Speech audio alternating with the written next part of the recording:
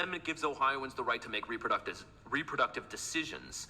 The proposed language misleadingly transforms this into a right to, quote, reproductive medical treatment, unquote.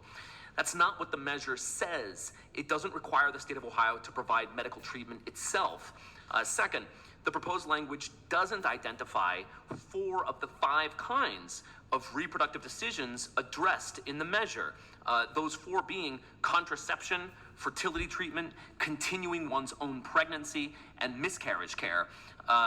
Third, the amendment expressly restricts the state from burdening, penalizing, prohibiting, interfering with, or discriminating against an individual's reproductive decision rights.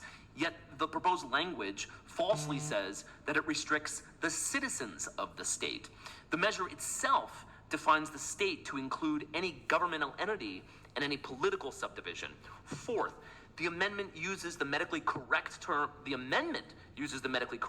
fetus, but the proposed language substitutes the phrase, for that word, the phrase unborn child, which reflects a personal viewpoint.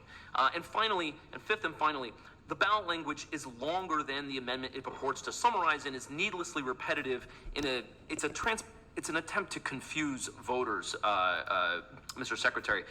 These defects render the language beyond repair. It should be replaced with the full text of the amendment itself.